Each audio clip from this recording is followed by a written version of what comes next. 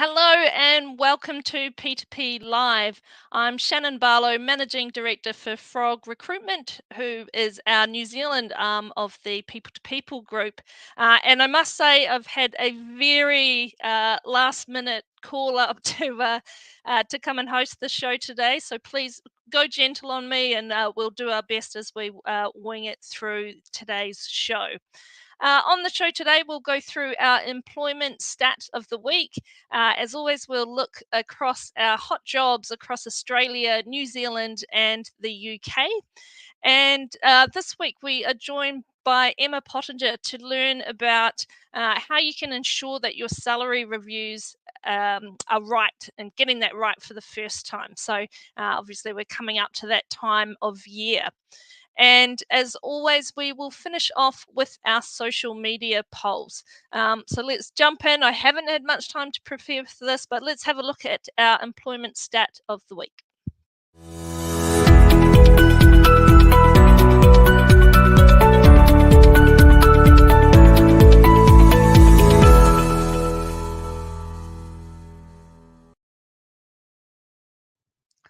Okay, so for this week, and I guess again along that same theme of looking at salaries and coming towards the end of the year, we're putting a spotlight on payroll jobs across the year, and you can see the lines there. So a couple of things from this graph. So you can see that payroll jobs increased by 0.2% in the month since September this year. And as well, they increased by 2.9% year on year.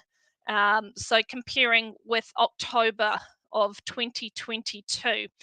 The other thing here is you'll see that as we get towards the end of the year, they tend to increase as well. So I think probably a number of things happening. Obviously, a lot of those changes coming through for end of year payments and also the complexity. So, just with the number of payroll positions, the increasing complexities within payroll, looking at award rates and variations across different industries and organizations. So, it could be a good time if you're looking at career options to be able to look at that as a safe bet and something that's going to be increasing in the future. Speaking of jobs and career prospects, let's have a look at some of the hot jobs of the week.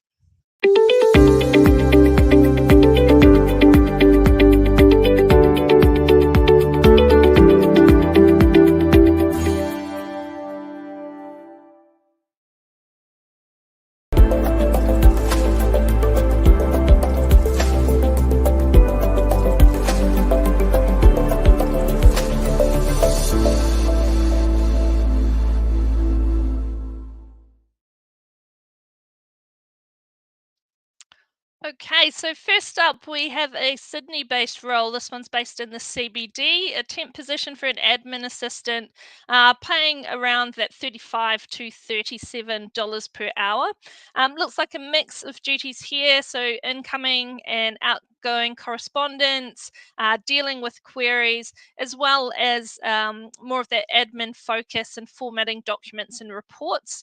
For this, if you have experience using SAP or PeopleSoft, is going to be an advantage for this position as well. If you're interested in this or admin temp work in general, get in touch with Aidan Boast from our Sydney office. Let's take a look at the perm role of the week. Okay, so we go over to Perth for this one, an office manager with a base salary of 80,000. Again, a mix of administration support as well as supporting the general team. So things like overseeing the phone duties as well as managing lawyers' schedules and court deadlines as well. So obviously working within a legal firm. For this one, you will need experience in supporting partners with legal proceedings, as well as strong general organisation and office administration experience. For this one, if you can get in touch with Phoebe Priest from our Perth office. Okay, so let's take a look further afield. Hopefully I'll know a bit more about the New Zealand jobs, and we can look at the UK jobs as well.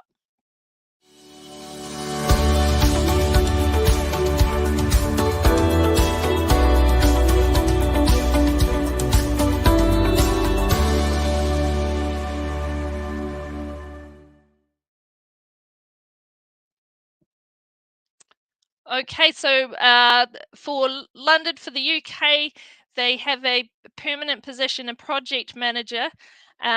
This one is working closely with clients and suppliers, and you'll need experience with Smartsheet, AutoCAD, as well as the general Microsoft Office suite. For this role is uh, looks like it's being managed by the lovely Alia, who was in our Sydney branch previously. So get in touch with Alia if you're interested. As well, if you are interested in any opportunities in the UK and you're based in Australia, get in touch with your local P2P consultant, and I'm sure they will be able to connect you with the team in London. Let's go over to NZ.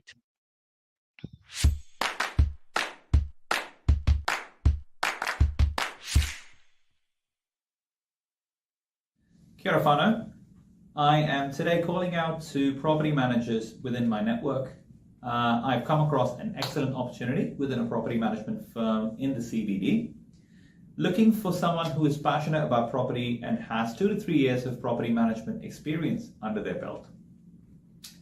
In terms of systems, if you are familiar with Palace software in the liquid version, it will give you an advantage over other applicants.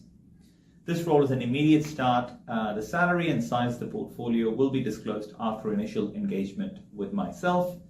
This will be on the market for no more than a week, so get in touch with me on the information below now. Cheers.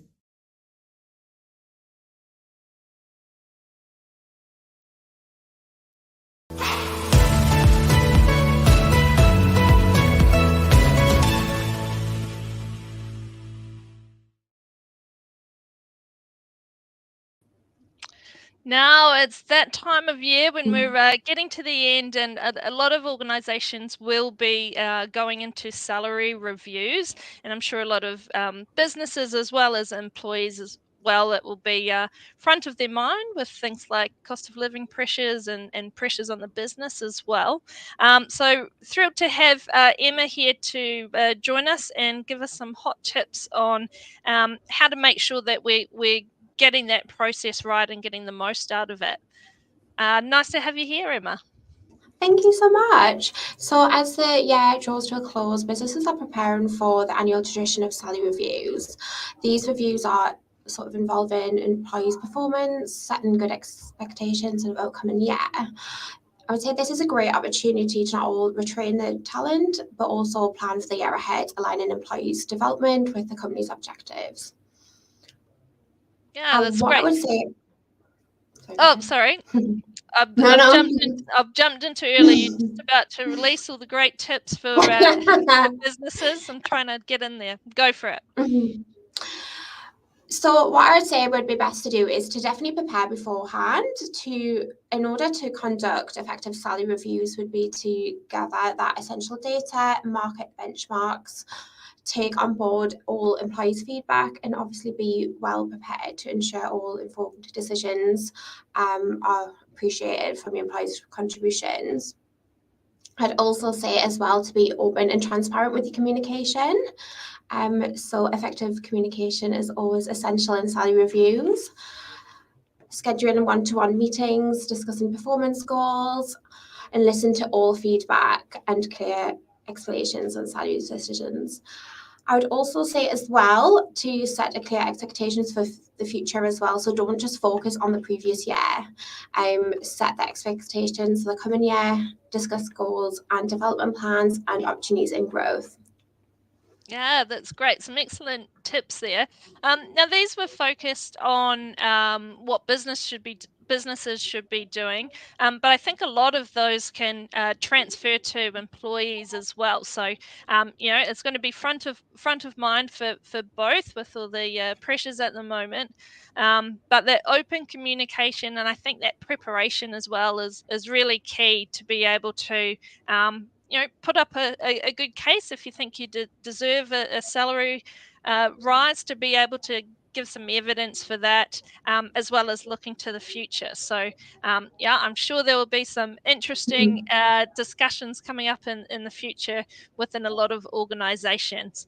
Thank you so much for that, Emma. Thank you. No problems. Okay, let's jump over to our polls.